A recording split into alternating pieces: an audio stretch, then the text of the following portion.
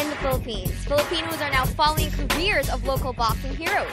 And today we shall zoom in on former boxer turned international promoter and manager of a roster-talented Filipino world-class fighters. Let's check out his crib, which also houses his boxing gym. How cool is that? Let's go toe-to-toe to the ringside of Aljo Jaro's home. Come on, guys.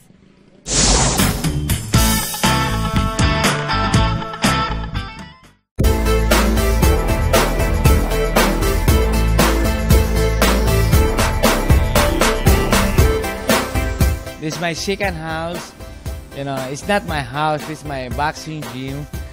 So, this is my office. Yeah. So, ito yung office ko dito pag may mga bisita ko na dumarating. So, dito ko sila wini-welcome, pinapaupo. So, ito yung mga picture nila. Like, Denver Coelho. So, marami din mga current champions. Nandiyan mga picture nila. So, ito yung sa taas, yung gym ko. So, this is my, hindi naman sa akin current office, no? So, kasi, ito yung gym ko, tsaka yung old house ko, eh. So, meron akong, nandun yung kabilang bahay ko. Pero dito ko sila ini-entertain, kasi nandito yung gym ko, eh.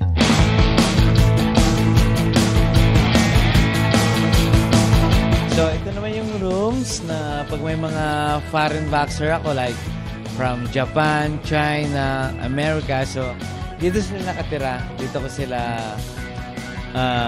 dito sila pinapa-stay. Then, yung toilet, lahat, kitchen. So, ito yung pinaka-room nila. Then, kabilaan yun. Meron din sa kabila. Oh, meron din sa kabila ron. So, sa taas yung gym ko. Okay. So, gaano katagal na po kayo nakatira dito? Well, nag-start yung boxing promotion ko and then at yung boxing stable ko since 1998. And then, in-start, ito, yung lot na to, it's bakante dati to eh. So, pinagawa ko ng bahay and then pinagawa ko ng gym since 2002. Yeah, 2002. So, hanggang ngayon, so, unti-unti kong dinevelop. So, hanggang nagkaroon ng gym. So, I think mga 10 years na siguro. 10 years. Yep. Matagal na rin po yan. Matagal na rin. And then, may gym din ako sa labas. Okay? But ito yung pinaka-importante sa akin dahil lahat ng mga fighters ko, ng mga prize fighter ko, so dito ko sila tinitira. Malapit sa bahay ko. Kasi para ma-monitor ko sila lahat eh. Yep. So, would you say ito po ang paborito niyong lugar sa bahay niyo? Well, ito yung pinaka-paborito ko. Ito yung pinaka-hobby ko. No? Pag nagigising ako sa oras ng umaga, pag nagising ako, so inaakyat ko sila, minomonitor ko sila, nagja-jogging ba sila, at nandito na rin yung quarters nila lahat. So, ito yung pinaka-hobby ko na. Itong boxing. Yeah. Boxing is my life eh. I love boxing. Ito yung paakyat tayo ng gym. So, galing ng garage, galing ng office ko. So, ito yung humble gym ko na pupuntahan natin. Yeah. Okay. Let's go!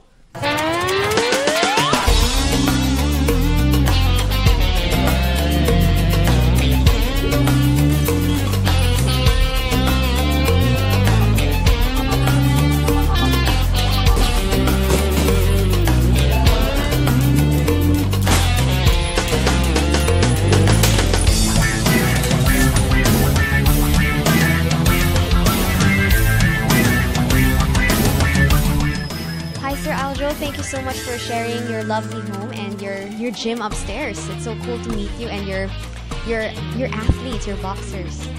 Yeah, thank you so much again. Pinakita ko yung